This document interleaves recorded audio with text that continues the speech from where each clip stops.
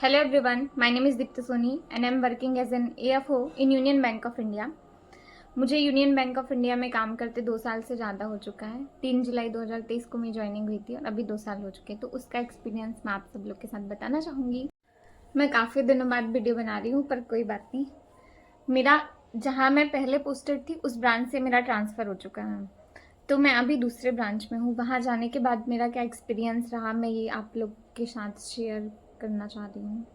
जहाँ मैं पहले पोस्टेड थी वो FI ब्रांचेस थी, मतलब वहाँ पे जो एग्री का पोर्टफोलियो या फिर क्रेडिट का पोर्टफोलियो वो कम था, लेकिन अभी मैं जहाँ गई हूँ वहाँ बहुत ज़्यादा है। तो मेरे लिए ड्रास्टिक चेंज जैसे हुआ था। जिस दिन जब मैं पहली ब्रांच गई थी तो मुझे काम देख कर के और सारा कुछ काम जो मेरे ब्रांच मैनेजर लास्ट ब्रांच में कर रहे थे वो मुझे यहाँ पे खुद देखना पड़ेगा।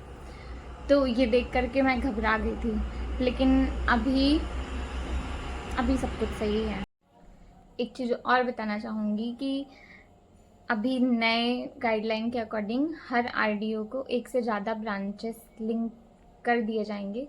मतलब एक आपका मेन ब्रांच होगा, उसके अलावा आप और भी ब्रांचेस में जाएंगे, काम करेंगे। एक हफ्ते में जिस दिन आपको जाना हो या फिर जो आपको ऊपर से बोला जा रहा है इस दिन पे आप जाइए। आप लोग में से बहुत का सवाल ये था कि पोस्टिंग कितना दूर देते हैं। तो मेरा घर यहाँ से 500 से 600 किलोमीटर के आसपास पड़ता है। ये तो फिर भी कम है। महाराष्ट्र वाले लोग भी इधर आके जॉब करते हैं। तो पोस्टिंग तो आपको जब पहली बार दिया जाएगा तो वो अच्छा जगह नहीं होने वाला है। इस चीज़ का पॉसिबिलिटी बहुत ज़्यादा है। मैंने घर के लिए रिक्वेस्ट ट्रांसफ़र लगाया था, लेकिन वो कंसिडर हुआ नहीं, क्योंकि अभी हम लोग प्रोबेशन पीरियड में थे 2 साल के लिए। आप में से बहुत लोग का सवाल ये था कि कोचिंग के ऊपर वीडियो बनाइए। तो मेरा कोचिंग में ये कहना है कि अगर आप एक बार बेसिक पढ़ चुके हैं एग्रीकल्चर को तो आपको कोचिंग लेने का उतना ज़रूरत नहीं होना चाहिए, क्योंकि जब हम कोचिंग लेते हैं तो हम पूरे उनके ऊपर डिपेंडेंट हो जाते हैं। मतलब वो जितना कंटेंट हमें प्रोवाइड कर रहे हैं हम उससे सेटिस्फैक्शन मिल जाता है हमें, और फिर ऐसा सोचते हैं कि बस यही है, इससे ज़्यादा हम मेहनत नहीं करेंगे तो भी हमारा काम चल जाएगा। इसलिए मैं तो यही बोलूँगी कि अगर आपका बेसिक बढ़िया है, आप मतलब एग्रीकल्चर को एक्सेप्ट कर चुके हैं, उस केस में आप कोचिंग मत ज्वाइन करिए। आप सेल्फ स्टडी लीजिए, मॉक टेस्ट आप जरूर लीजिए। 2-3 कोचिंग ऐप्स के लिए लीजिए। जैसे मैंने एक टेस्ट बुक का मैंने लिया था, ACC का लिया था, एक ऑनलाइन एग्रीकल्चर है उसका भी लिया था। तो आप मॉक टेस्ट आप जरूर देख सकते हैं कि आप कहाँ पे स्टैंड कर रहे हैं। और कोचिंग में इसलिए मना कर रही हूँ क्योंकि जब हम कोचिंग लेते हैं तो हम पूरे तरीके से उनके ऊपर डिपेंडेंट हो जाते हैं। मतलब वो जितना कंटेंट हमें प्रोवाइड कर रहे हैं हम उससे सेटिस्फेक्शन मिल जाए हमें, और हम सोचते हैं कि बस इतना पढ़ लिए तो हमारा एग्ज़ाम में हो जाएगा।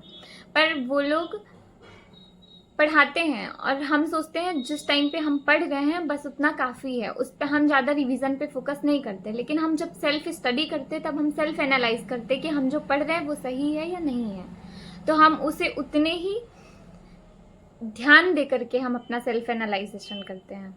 इसलिए मुझे लगता है कि सेल्फ स्टडी ज़्यादा अच्छा है। आप लोग में से ये भी सवाल था कि मेंस की तैयारी कैसे करें। तो मैंने अपने यूट्यूब में इससे पहले इसकी स्ट्रेटजी बनाई हुई है, तो आप उसे देख सकते हैं। लेकिन आप लोग फिर भी चाहते हैं कि मैं इस पर और वीडियो बनाऊं तो मैं उस पर बना दूंगी। आप तीसरा क्वेश्चन कि आपकी सैलरी कितनी हो गई है 2 साल में। तो जब मेरी पहली सैलरी आई थी तो नेट इनकम क्रेडिट हुआ था मेरे अकाउंट में, वो है 54 या 55 के आसपास है। आज की डेट में 74 के आसपास आता है, अदर देन अलाउंसेस। इसके अलावा अलाउंसेस भी हैं आपके।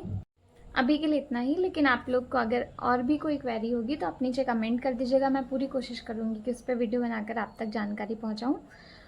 और ऑल द बेस्ट, आप लोग सभी अच्छे से तैयारी करिए और सब लोग एग्ज़ाम में सिलेक्ट हो जाइए।